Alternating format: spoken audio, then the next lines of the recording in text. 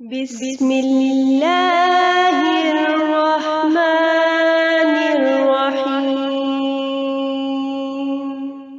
اللہ کے نام سے شروع جو بڑا مہربان نہایت رحم والا ہے۔ صلو علیہ وآلہ۔ نبی کریم صلی اللہ علیہ وسلم پر وحی کا ابتدائی دور اچھے سچے پاکیزہ خوابوں سے شروع ہوا۔ آپ صلی اللہ علیہ وسلم خواب میں جو کچھ دیکھتے وہ صبح کی روشنی کی طرح صحیح اور سچا ثابت ہوتا۔ پھر من جانب قدرت آپ صلی اللہ علیہ وسلم تنہائی پسند ہو گئے اور آپ صلی اللہ علیہ وسلم نے غار حرا میں خلوت نشینی اختیار فرمائی اور کئی دن اور رات وہاں مسلسل عبادت الہی اور یاد الہی و ذکر و فکر میں مشغول رہتے۔ جب تک گھر آنے کو دل نہ چاہتا توشہ ہمراہ لیے ہوئے وہاں رہتے۔ توشہ ختم ہونے پر ہی اہلیہ محترمہ خدیجہ رضی اللہ عنہا کے پاس تشریف لاتے اور کچھ توشہ ہمراہ لے کر پھر وہاں جا کر خلوت گزیں ہو جاتے۔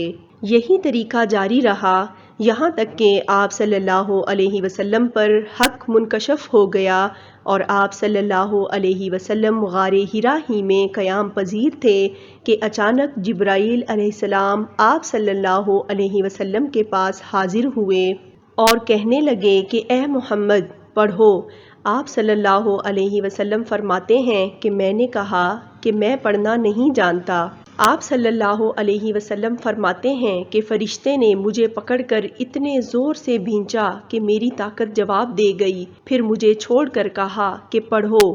میں نے پھر وہی جواب دیا کہ میں پڑھا ہوا نہیں ہوں۔ اس فرشتے نے مجھ کو نہایت ہی زور سے بھینچا کہ مجھ کو سخت تکلیف محسوس ہوئی، پھر اس نے کہا کہ پڑھ۔ میں نے کہا کہ میں پڑھا ہوا نہیں ہوں۔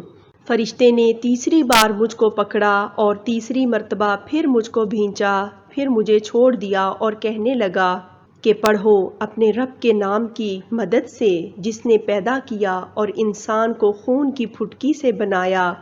پڑھو اور آپ کا رب بہت ہی مہربانیاں کرنے والا ہے۔ پس یہی آیتیں آپ صلی اللہ علیہ وسلم جبرائیل علیہ السلام سے سن کر اس حال میں غار حرا سے واپس ہوئے کہ آپ صلی اللہ علیہ وسلم کا دل اس انوکھے واقعہ سے کانپ رہا تھا۔ آپ صلی اللہ علیہ وسلم نے خدیجہ کے ہاں تشریف لائے اور فرمایا کہ مجھے کمبل اڑا دو، مجھے کمبل اڑا دو۔ لوگوں نے آپ صلی اللہ علیہ وسلم کو کمبل اڑا دیا۔ جب آپ صلی اللہ علیہ وسلم کا ڈر جاتا رہا تو آپ صلی اللہ علیہ وسلم نے اپنی زوجہ محترمہ خدیجہ رضی اللہ عنہا کو تفصیل کے ساتھ یہ واقعہ سنایا اور فرمانے لگے کہ مجھ کو اب اپنی جان کا خوف ہو گیا ہے۔ آپ صلی اللہ علیہ وسلم کی اہلیہ محترمہ خدیجہ رضی اللہ عنہا نے آپ صلی اللہ علیہ وسلم کی ڈھارس بندھائی اور کہا کہ آپ کا خیال صحیح نہیں ہے۔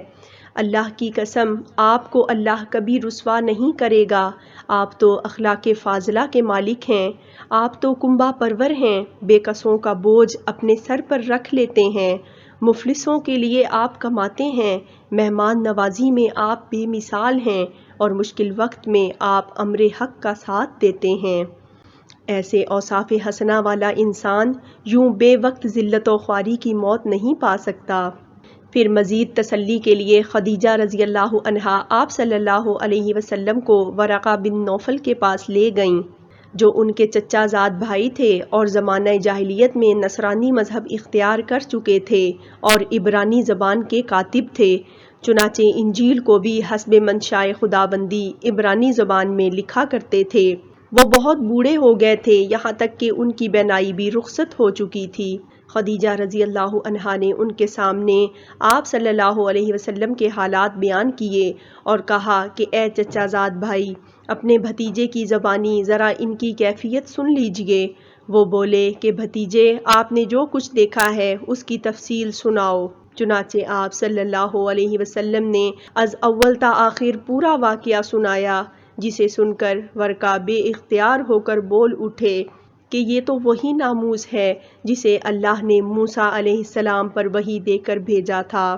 کاش میں آپ کے اس عہد نبوت کے شروع ہونے پر جوان عمر ہوتا، کاش میں اس وقت تک زندہ رہتا جبکہ آپ کی قوم آپ کو اس شہر سے نکال دے گی۔ رسول اللہ صلی اللہ علیہ وسلم نے یہ سن کر تعجب سے پوچھا کہ کیا وہ لوگ مجھ کو نکال دیں گے؟ ورقہ بولا، ہاں یہ سب کچھ سچ ہے، مگر جو شخص بھی آپ کی طرح امر حق لے کر آیا، لوگ اس کے دشمن ہی ہو گئے ہیں۔ اگر مجھے آپ کی نبوت کا وہ زمانہ مل جائے تو میں آپ کی پوری مدد کروں گا، مگر ورقہ کچھ دنوں کے بعد انتقال کر گئے، پھر کچھ عرصہ تک وحی کی آمد موقوف رہی۔ اردو اور انگلش میں مستند احادیث کے بارے میں جاننے کے لیے ہمارے یوٹیوب چینل درس حدیث کو سبسکرائب کریں۔ جزاک اللہ خیر۔